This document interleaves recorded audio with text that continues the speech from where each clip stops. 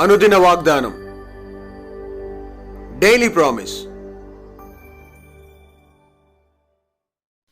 దేవుని నామమునకు మహిమ కలుగును గాక. మన ప్రభువును ప్రియరక్షకుడైన యేసుక్రీస్తు వారి శుభనామములో మీకు నా హృదయపూర్వక వందనాలు తెలియజేస్తున్నాను. ఈ దినం దేవుని వాక్కు, చావైతే లాభం. ఫిలిప్పి 1:21. నా మట్టుకైతే బ్రతుకుట క్రీస్తే, చావైతే లాభం. ఆమేన్. Praise Lord. అద్భుతమైన స్టేట్మెంట్, అరుదైన స్టేట్మెంట్, అందరూ చెప్పలేని స్టేట్మెంట్ కదా. అవును, ఈ మాట ప్రభువు చెప్పిన మాట కాదు, మనలాంటి మానవుడైన వాడు పౌలు భక్తుడు చెప్పిన మాట. Praise Lord. అందరికీ బ్రతకాలనే ఆశ ఉంటుంది, చావును కోరుకునేవారు ఎవరు ఉండరు. అంతేకాదు, చావు అంటేనే భయం, చావుకు దూరంగా ఉండ ప్రయత్నిస్తారు. చావాల్సి వస్తుందంటే అట్టి పరిస్థితులకు, అట్టి ప్రదేశాలకు దూరంగా ఉంటారు, బ్రతుకుట కోసం ఏదైనా చేస్తారు. ఈ సందర్భంలో మరో మాట, లాభం. లాభం అంటే ఏ పనైనా, ఏ పరిస్థితి అయినా ధైర్యంగా ఎదుర్కొని కష్టపడి చేయటానికి ఇష్టపడుతూ ఉంటాం.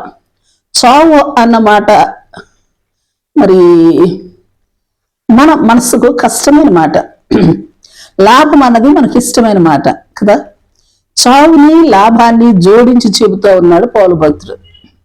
చావు అన్నది ఏంటి, లాభం ఎందుకు అని చూస్తే, మొట్టమొదటిగా మన కొరకు సిలువ మరణం పొంది రక్తాన్ని చిందించి, ఆ రక్తం ద్వారా, ఆ మరణం ద్వారా మనకు రక్షణ ఇచ్చి పరమకు తీసుకుని వెళ్ళి తండ్రి కుడిపార్శ్వన తనతో కూడా కూర్చుండబెట్టే యేసేని ముఖాముఖిగా చూడగలిగే అవకాశాన్ని ఇచ్చేది మన చావే గనుక.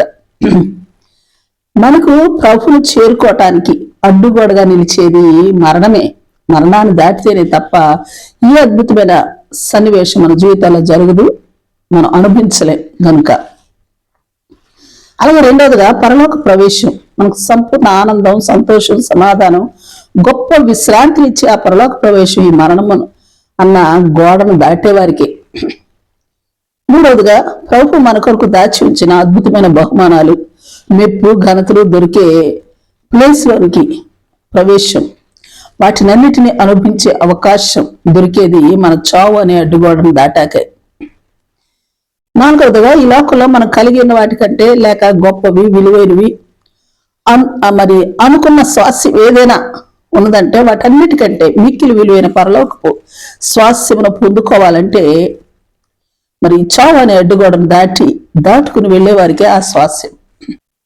ఐదవదిగా ఆకలి, దప్పిక, శ్రమ, వేదన, కన్నీళ్లు, మరి బాధలు లేని ప్రదేశాన్ని చేరుకోవాలంటే చావు అనే గోడను అధిగమించాల్సిందే. ఇక్కడ చూస్తే ఎండ, వడగాలి, మంచు తగలకుండా శాశ్వత ఆరోగ్యకరమైన ప్రదేశంలో శాశ్వతంగా ఉండాలంటే చావును దాటే వెళ్ళాలి. మరి ముఖ్యంగా మరణ భయాలు, చావును గూర్చిన భయాలు ఇక శాశ్వతంగా ఉండకూడదు అనుకుంటే మరణం, చావు అనే అడ్డుగోడను దాటి విజయ పదంలో ప్రయాణించక తప్పదు. అవును, అందుకే చావు అయితే లాభం, బ్రతుకుటే బాధ.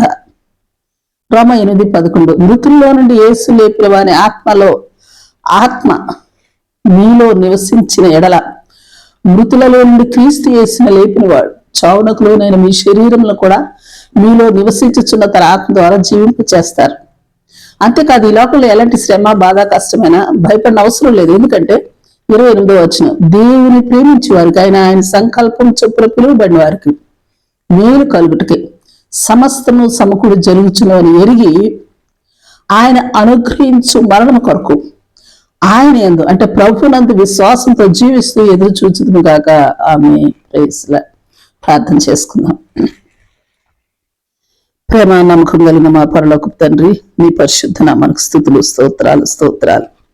దేవా, మా జీవితాలలో బ్రతుకుట కొరకు బాధ, చావు కొరకు భయం గలవారముగా కాక, ఈ లోకంలో ఉన్నంత వరకు క్రీస్తు కొరకు జీవిస్తూ పరమందున్న ఆ ఆత్మీయ లాభముల కొరకు ఆనందంతో, చావు కొరకు సంపూర్ణ సిద్ధపాటుతో పరిపూర్ణమై ఎదురు చూచినట్టు కృపాభాగ్యము మాకు అనుగ్రహించమని ప్రార్థిస్తూ యేసు నామములో అడిగి వేడుకొచ్చున్నాం తండ్రి. ఆమేన్. ఆమేన్. Praise Lord. రేపు మరొక వాగ్దానంతో మనం కలుసుకుందాం. ప్రతిరోజు ఉదయం ఈ కార్యక్రమాన్ని వీక్షించగలరు. తిరిగి మళ్ళా రేపు ఉదయం కలుసుకుందాం. దేవుడు మిమ్మల్ని దీవించును గాక.